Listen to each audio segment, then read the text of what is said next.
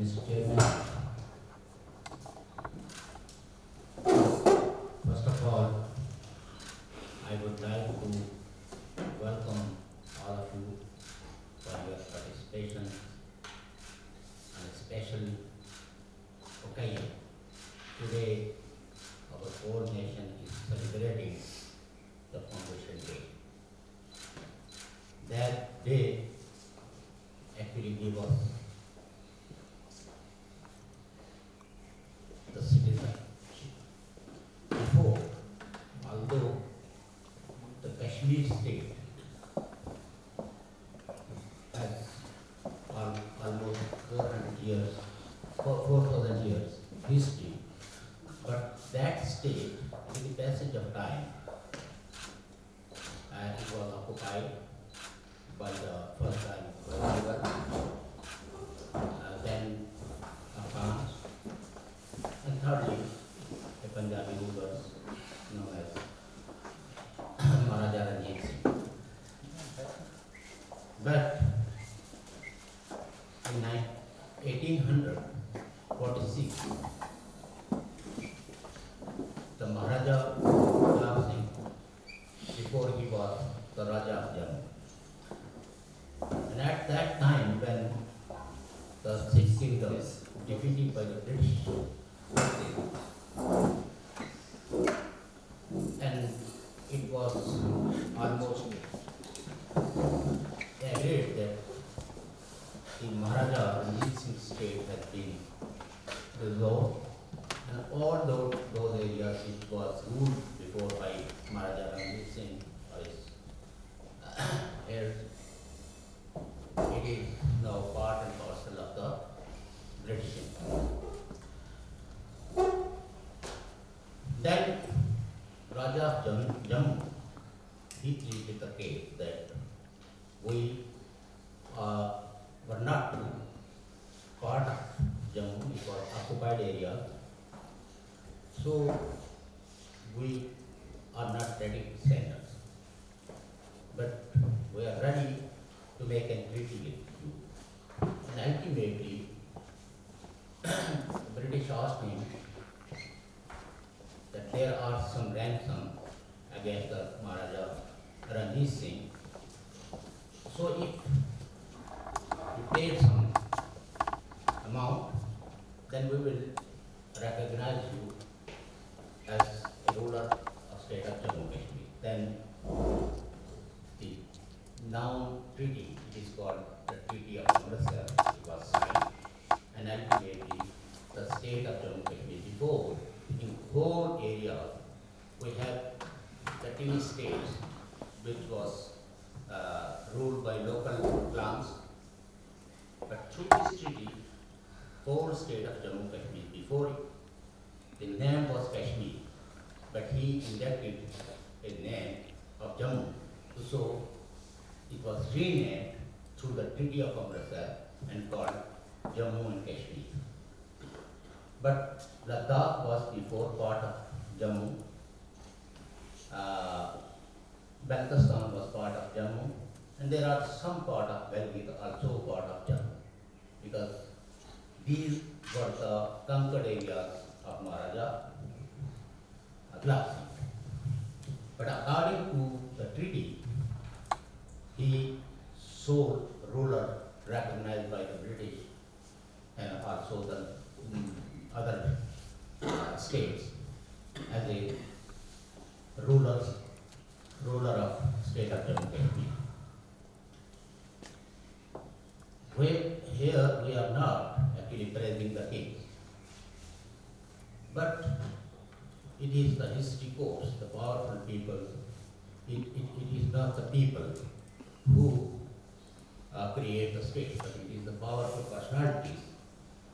They lead and make the treaty for their own state, for their own interest. So state of Jammu Kashmir was since 1846 ruled by some kings, and last king was Maharaja Hari Singh.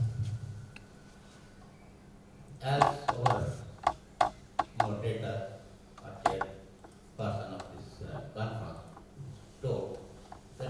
state, it is the only state where we have all the institutions which actually define the modern age. We have bench and bar, and we have also a controlled democracy. The rulers have the right to nominate some legislators, but also the people have the right to choose some legislators. And almost it was 50-50. Like we have the 50 member of the legislative assembly. So 25 were elected by the people and 25 were the nominees. So in the whole era, there was no any communal violence in our society. We have the excellent religious harmony among different sections of the society. But unfortunately, when India and Pakistan, two states, Pakistan was created by British, and also, there was a moment, that was the liberation movement, under the leadership of Congress. But end of the day, the British India was divided into two countries on the basis of religion. The majority Muslims become the part of Pakistan, and rest non-Muslim majority area will become the part of India. There was another act, that is the 3rd June Partition Plan, or Act 1935, which gives the right to the state. It was the state rulers' sole powers to decide the future status of their own states, whether they join India or Pakistan. Our ruler intentions was very much clear, that he declared that we should not join any new created country. But lately, we will decide if it will interest of the people, then we can decide lately, but not at this time. Even the Lord Mountbatten, he has two portfolios. One as Governor General of India, and the other one as a representative of the British government.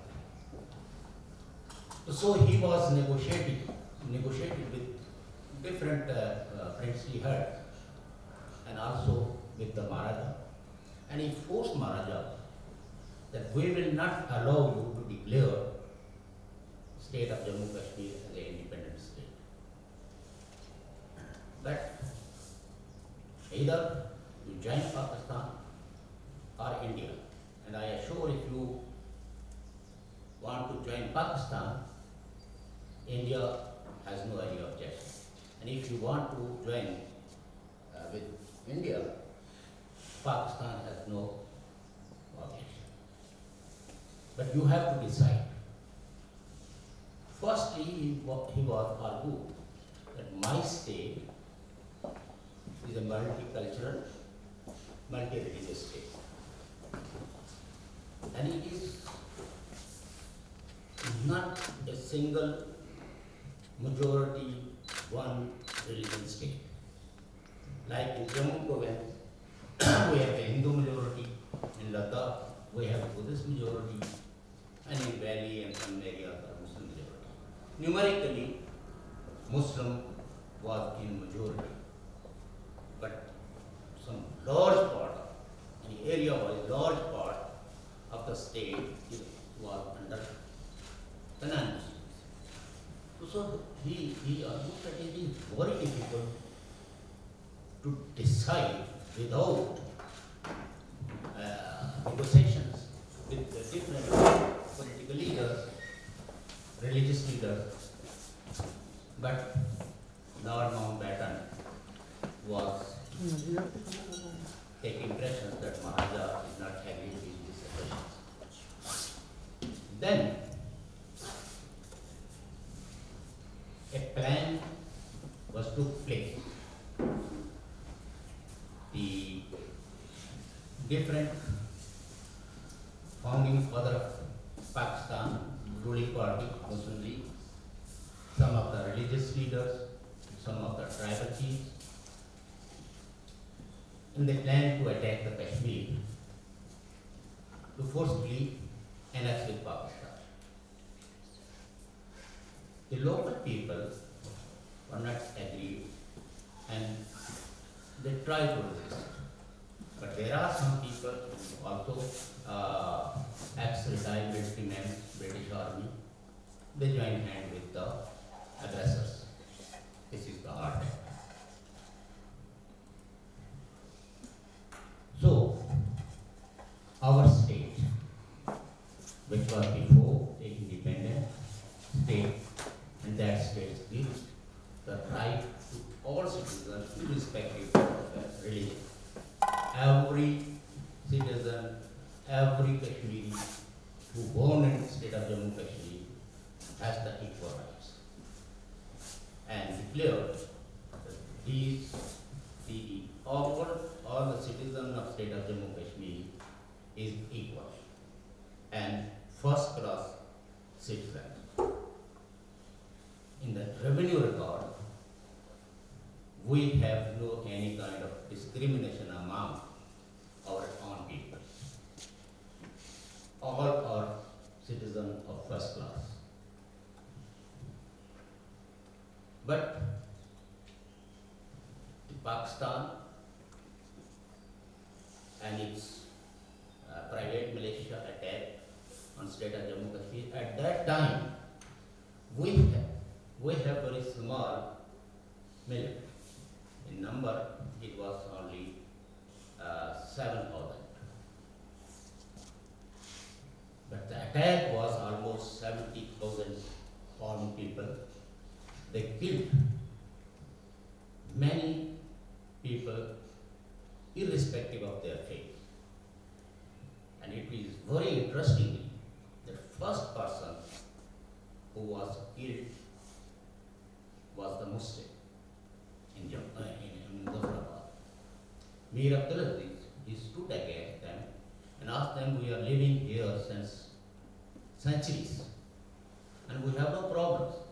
Why you people came and destroy our properties? So they killed him very brutally. And most of this part, which is known as Azad Kashmir, almost it was the cleansing of all the religious communities, whether they were Hindus, they were Sikh, or belong to any religion except Muslim. Now, at this moment, in this area, which is known as Azad Kashmir, there is no single family of the non-Muslims. Some were forcefully converted, and even some people who voluntarily asked them, okay, you don't kill us, don't kill our children. We accept Islam. But they asked them, no. तौबा के दरवाजे बंद होते हैं. No, you have no chance. So just to kill. That's why the whole area of Gilgit, Baltistan, and this area, all the non-Muslims were killed brutally or forced to leave these areas. And as our chairperson briefed you, that at that time India refused to send the army, that we have no any treaty and we cannot help it. Then Maharaja was forced, due to the life, liberty and property of the state, he signed a treaty that is called the Treaty of Accession. That's why we always call India has a title, but unfortunately India is failed to reunify the state of Jammu Kashmir according to that treaty. So somehow both the governments, they are trying to divide Kashmir on the communal lines or on the resources. It was the prime responsibility of the India to reunify and push back all the invaders. But India miserably failed. Pakistan waged many operations. Their code names, like first operation, which was the Operation Gulmarg. And due to that operations, many of secular Muslims, progressive Muslims, and the other religions like Hindu, mostly Hindu, they were totally killed. And Maharaja thinks that we cannot resist these huge army attacks. So then he signed a treaty, and then the Indian army came to Kashmir. Our party, in our narrative, is very clear. India not entered in Kashmir as a conqueror. India entered in Kashmir as a savior, although miserably failed to save our life. It's also the other hand. So then it is the India to give us a title, that is the title of right to self-determination, or we have the 2 or 3 resolutions which was passed. It was the Indian initiative, not the Pakistan. One thing more clear.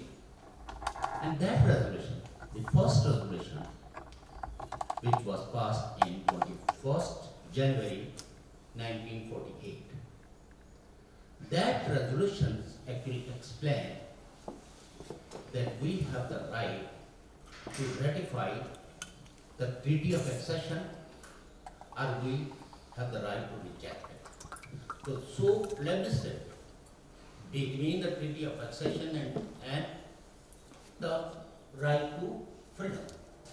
It was not originally between Pakistan or India. It is the right of the Kashmiri peoples to ratify that treaty which was signed by our legitimate rulers, or we reject it and opt the independence. You know, that era was the Cold War era, and some of the nation states are part and parcel of the United States policy or Great Britain policies, and the other bloc was headed by the Soviet Union. India somehow at that time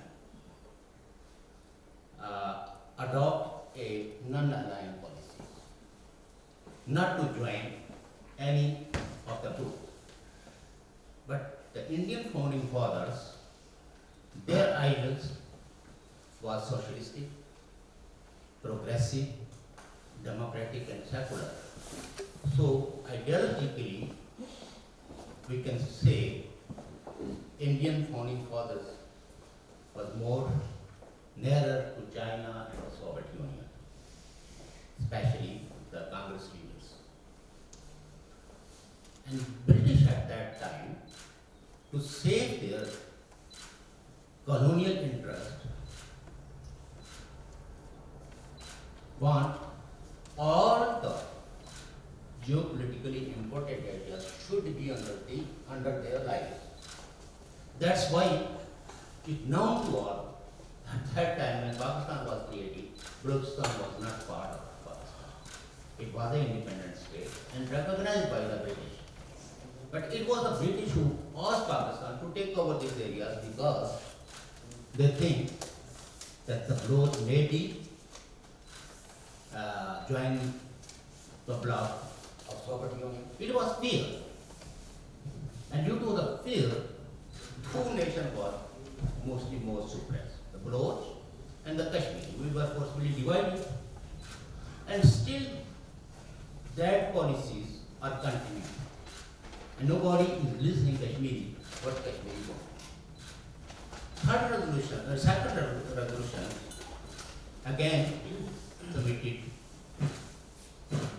on 13th August 1948. And that resolution also clearly says that it is the Kashmiri are the prime party, and there is the Truce agreement, which was the agreed document signed by India, signed by Pakistan, and also it was the United Nations Security Council document. And Pakistan agreed to withdraw its troops because Pakistan has no any agreement with the Kashmir, and simply illegal occupier. That's why in the Truce agreement, in the 13th August resolution, it is the Security Council to ask Pakistan to withdraw its troops, and all those people who return in Kashmir for the purpose of fighting should be withdrawn, normally not residing in Kashmir.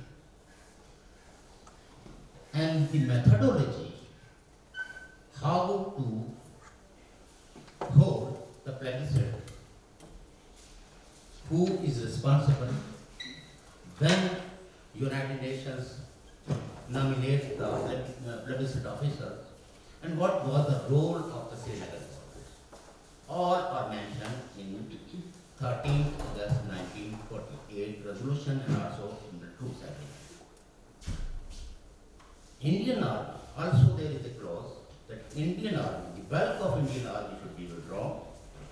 Below the belt, stay and maintain the peace and order situation.